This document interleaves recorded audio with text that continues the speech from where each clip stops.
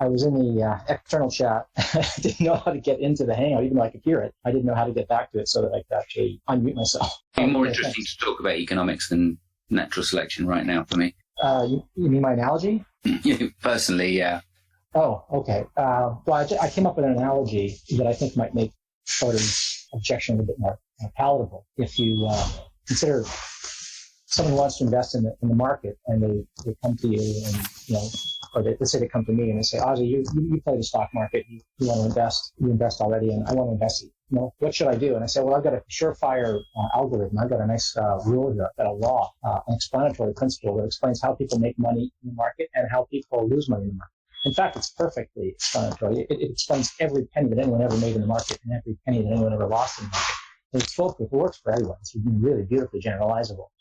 And the person's going to be ecstatic. They're going, really, it's fantastic. And what is it? And I say, well, it's very simple. When it comes to buying and selling stocks, just follow this rule: buy low and sell high. And so the person says, oh, right, yeah, that makes sense, because if you buy a stock when it's undervalued and then you wait for it to increase in value until it reaches better value, or it's overvalued, and sell it when it's valued for more than what you paid for it, you're going to make a profit. And by contrast, if you buy a stock when it's overvalued and you sell it after it goes down, you're going to lose money. So, the person's going to be perhaps initially grateful for this advice. It certainly seems to cover all cases.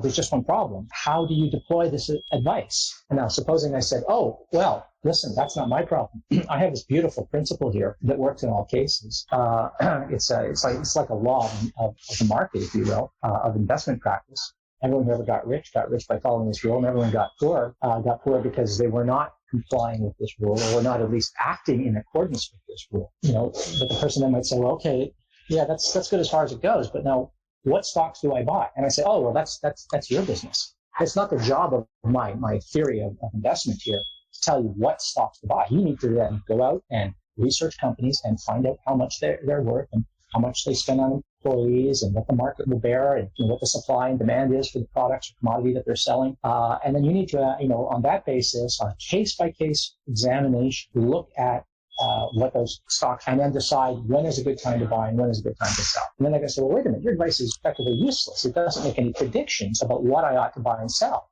After the fact, it explains why I made or lost money. It explains perfectly, in a certain trivial sense, why I made money and lost money. But it doesn't actually generate any predictions about what stocks I ought to buy, which stocks I ought to sell, and when I ought to buy and sell them. And so Fodor's objection kind of works like that. He's saying, look, natural selection, after the fact, you can look at all these explanations that we have arrived at through an understanding of functional biology, neurophysiology, embryology, genetics. You can have these natural history explanations very, very well spelled out. And then after the fact, you'll be able to pinpoint what the selective pressures were or had to have been to get these traits. But the theory never let you ahead of time make the predictions that you needed to make to predict which traits would lead to fixation, which traits would be adaptive and which would not be. And so that's the nature of the objection. It's a bit like telling the person, buy low, sell high when you're going to buy stocks. And it just doesn't give the person any direction where to go and what to buy. So that's the purpose of the analogy.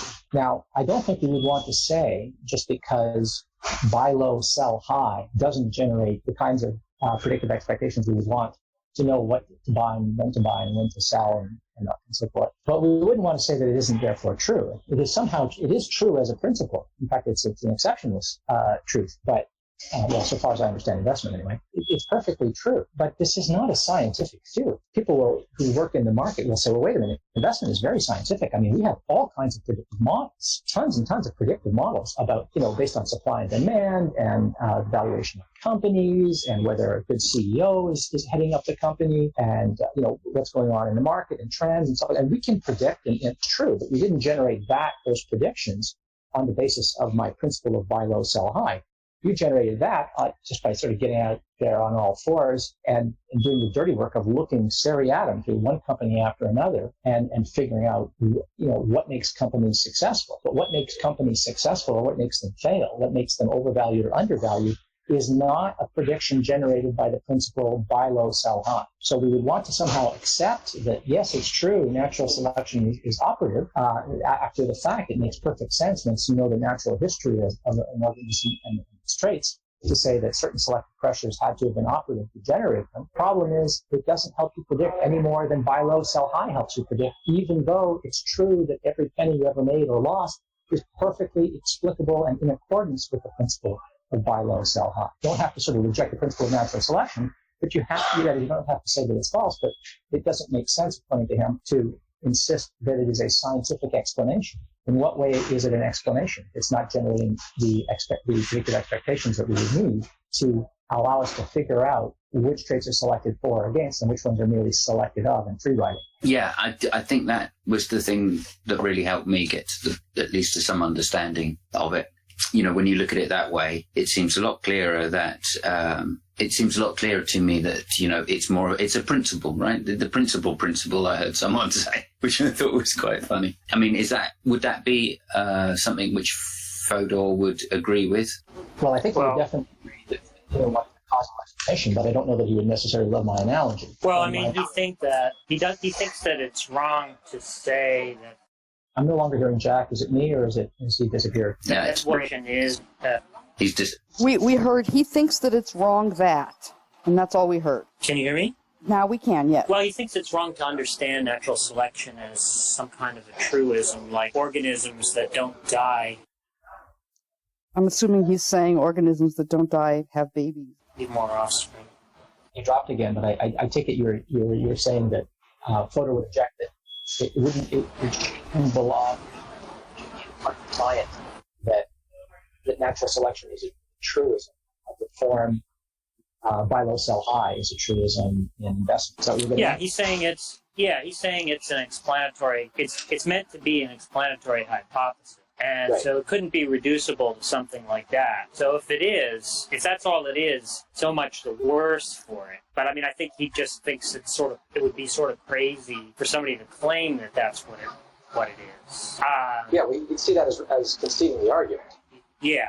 He would see that anyone who compared natural selection to the buy low, sell high principle that I did, would say that, look, if natural selection functions in evolutionary theory the way buy low, sell high functions in an economic theory, then I'm sorry, but what you have is a vacuous truism that is a completely degenerate form of explanation.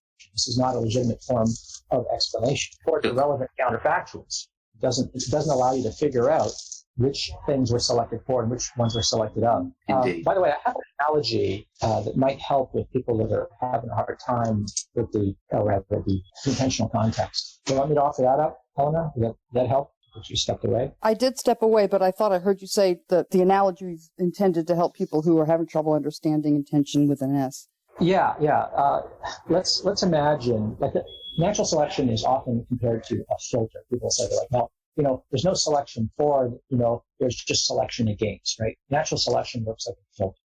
And I mean, that is a sort of a good analogy as far as it goes, but it tends to beg the question against Fodor here, because a filter, when we think of a filter, we're thinking of a physical mechanism. The concept of a filter or a screen that screens things out and lets things pass through the screen, that is a physical mechanism that fully explains why something passes through or not. Okay. Now let's imagine, and maybe someone has covered this already or just given an example like this already, so forgive me if I had to hang out for a while, but let's imagine that I have a box, okay, like a 1 by 1 by 1 box, okay, but there's no top and there's no bottom.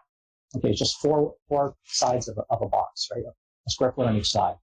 And I said, there's a box, okay? And you don't know what's in the box. But then I say, okay, well, here's a bunch of marbles. And they're marbles of different sizes and different colors. And I say, okay, take the marbles and throw them in the box. And so you pour all the marbles into the box. And you find that only the small marbles come out. And all the big marbles are captured. So there's marbles on the floor now, small marbles of various colors on the floor. And then there's large marbles of various colors, still in the box, right? But you don't know what happened there, right? So you look in the box and you go, oh, there's a screen, and the holes in the screen are of such a size that only the ones that fell on the floor passed through because they were small enough to pass through the mesh in the screen, right? So there, you've got a mechanism that perfectly explains why you see marbles of that size on the floor and not bigger ones, okay? But now, supposing you run this experiment again, but someone changes the marbles on you, and so that all the small marbles are green and all the big marbles are red. And, oh, that's great. So then you pour the marbles into the thing. And now what are you going to predict? Well, you're going to predict, given what you know about the mechanism, that small marbles, which happen to all be red, are going to fall through. And you're going to understand that the small marbles are green and they're going to go through. And the larger marbles, which are red, are going to be left behind and stay in the box.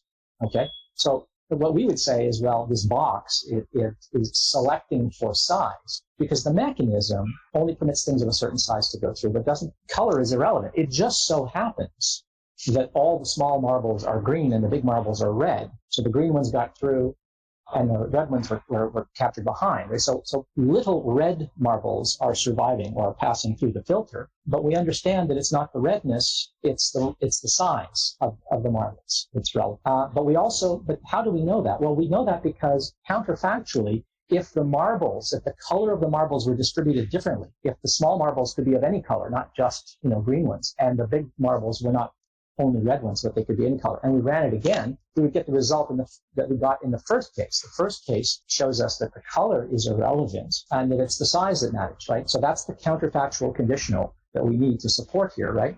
But now imagine I have a box and I say, okay, let's do this again. And I said, but this time we're going to pour crickets into the box. And you pour a bunch of crickets into the box. So you've got pails of crickets and you throw them into the box. And you find that the crickets that come out the bottom, they all have wings. And the unwinged crickets, let's say there's some unwinged crickets in the buckets, they're all trapped in there. Now, what accounts for it? What accounts for why unwinged crickets stayed in the box and winged crickets fell through? And you might say, well, I don't know how a screen could do that. How could a screen do this? But now let's say that the winged and the unwinged crickets also differ in another respect.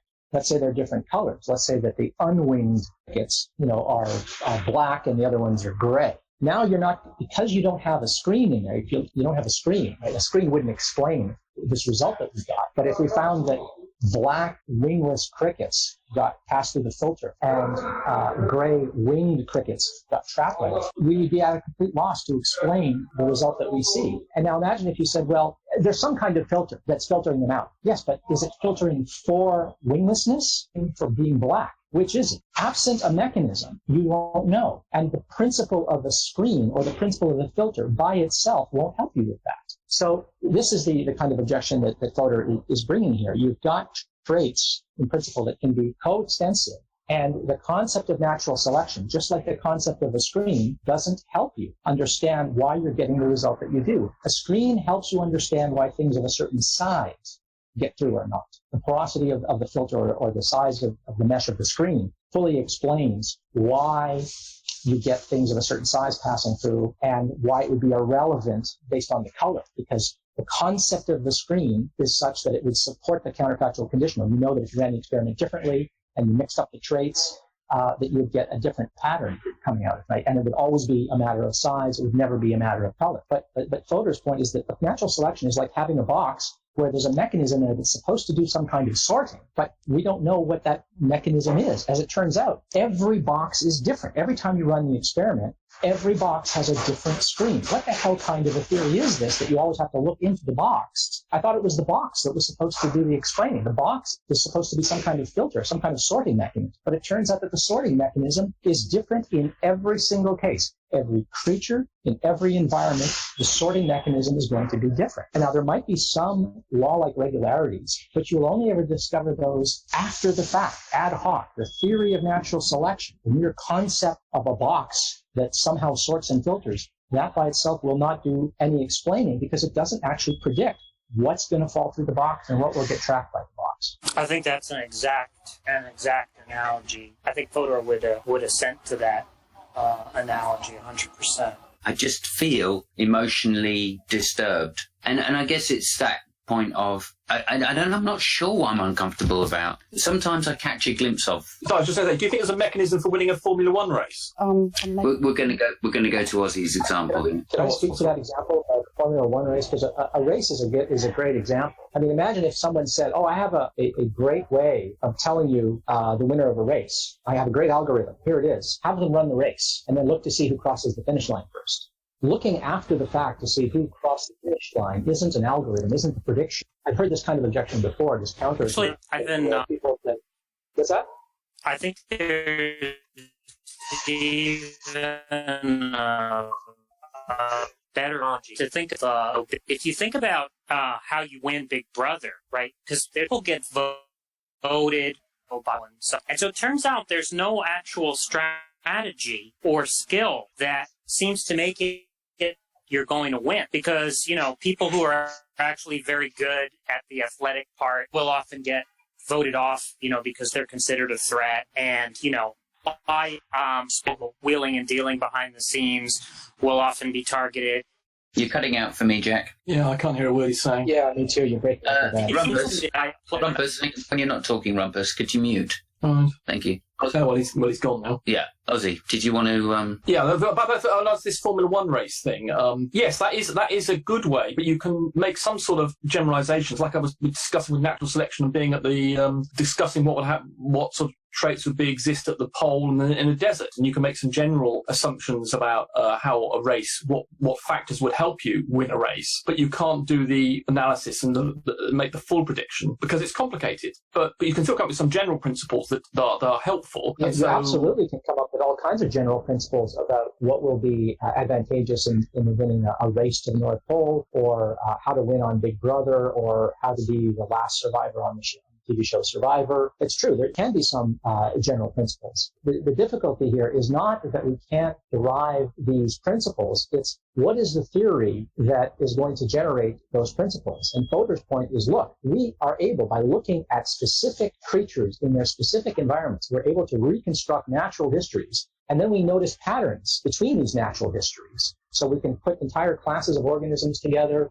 We can find instances of convergent evolution in different lineages, for instance. Right? We're able to make these observations, but we're not doing this on the basis of natural selection. Natural selection, the principle of natural selection, or the theory of natural selection, isn't what governs our ability to make these predictions. Our ability to make these predictions is based entirely in functional physiology. It's looking at organisms in their environment. I mean, and even the notion of an environment is, the idea of an ecological niche only makes sense when you've already specified the organism.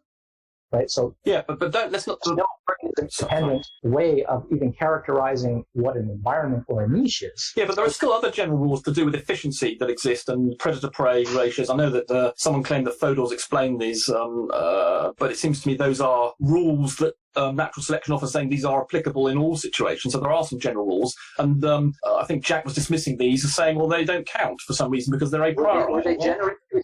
It's not that we don't have these. It's that were these generated on the assumption of natural selection? Maybe some of them are, maybe some of them aren't. That is natural selection. That those rules constitute the natural selection. That those set of general principles, surely, plus the specifics and when the context changes, is that not the definition of natural selection? The theory of natural selection. That collection of rules. No. The collection of. Remember, Darwin came up with the principle of natural selection without any of this. The principle of natural selection existed and was applied, thought they were applying it for long before we came up with some of these principles. Yes, okay. So he's hard principles and stuff like that didn't exist, right? So they couldn't have been part of the definition. They couldn't have been constitutive of what natural selection is. They didn't exist yet. These had to be discovered. They're ex post facto discoveries of regularities in nature, and these are normal, right. But they don't fall out of the principle of natural selection. They're merely consistent with the principle of natural selection because it's impossible for organisms to get on in the world without being consistent with natural selection. In the same way that it's not predictive and useful to say buy low, sell high, and yet, after the fact, it's always true. It is useful to say that. It is useful to say that. But it's very useful. What? To say that is a principle that is very, very useful. If you didn't follow that principle, then you would have a problem. That's right. But now notice, that principle never tells you what to buy, and when to buy, what to sell. Agree. It is not. Yeah, the principle is correct, though, isn't it? I think you might have principle is correct. Earlier when I brought this up in a prior hangout where I talked about this. Yes, Philos. No, I did. No, I heard that, all of what that said, and I thought it seemed to me that you were denying initially when you brought that up initially. Someone said, "Well, hold on, that the principle is correct," and then I think you then revised your position slightly to say, "Yes, okay, that you have to follow the principle." No, I never denied that it's correct or suggested that it's incorrect. It is. I'm affirming that it is absolutely correct. It is exceptionless, in fact. It's always. The problem is, as an explanation, it is useless. It generates no predictive explanations. That cannot be part of any science of economics or science of market investing. You tell me using that buy low, sell high, what to buy. You won't be able Well, it means that the principle is that you then think, from that principle, I then go and find something that's undervalued and then try and sell it later when I think it will increase. So that the principle is there, then they give you instructions on what to do.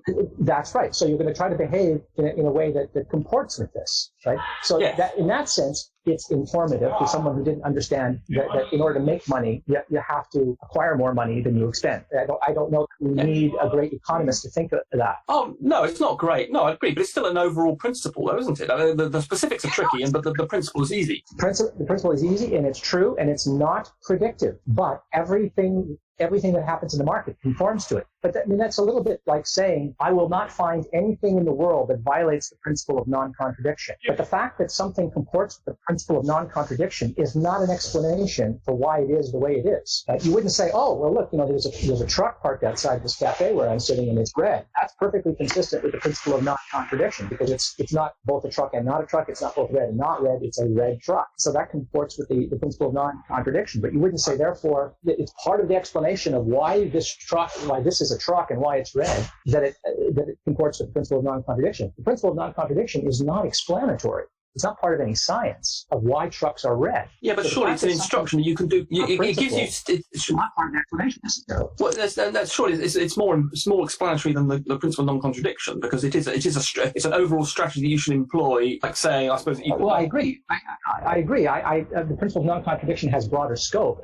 With respect to what is true that is subsumed under that principle, right? I'm not suggesting that natural selection and buy low, sell high are as same breadth or scope of phenomena that can be subsumed under them. No, I'm not saying that. What I'm saying, though, isn't an explanation, part of an empirical scientific explanation. That's the force of Fodor's objection. It's not that biologists aren't doing science. It's that they're smarter than their theory, and they're reading back that's the natural selection discoveries. But as I say, there are general principles, but there are principles that say predator-prey ratios, the fact that in cold environments you expect certain things to happen. He doesn't deny that. He doesn't deny that. Then you're saying out of natural selection, though. They're not generated by the theory of natural selection. He doesn't deny that ratios exist, and he doesn't deny that they violate the principle of natural selection. He doesn't describe the pattern of clutch size. I mean, another principle would be natural selection means that, for instance, it's a competition basically between things. And so that if I say that I had a big competition, let's say lots of animals in a place where lots of animals mix together, the selection impressions are greater. That means that the animals there are going to be the result of a greater series of selective actions. And if I then took the animals from that highly environment where there was lots of highly competitive environment, I took them to an island where it's isolated and where only a few animals that hadn't undergone the same selection.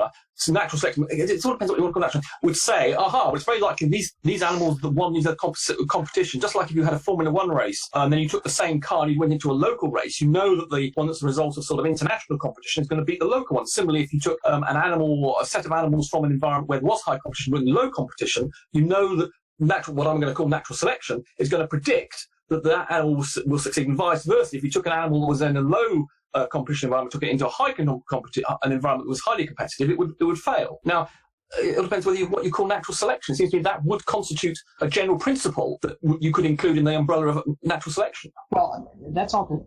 I think that's merely to say that where there are steeper selective pressures, it will be harder to survive. But whether or not the species goes extinct, or whether or not it survives and by adapting, doesn't tell you in what ways it will adapt. But that's not the point. Yeah, it's like survival of the fittest. I mean, no. But I'm saying that whatever traits it does have are going to be fitter And therefore, if you took them into an area where there's less competition, well, you don't have to define what those traits are. You just know that it's going to have fitter traits. And if you took it into a similar environment, those animals are going to succeed over and above the animals in that lower competitive environment. If you're going to go that route, what's going to end up happening is that every creature is going to be optimally fit.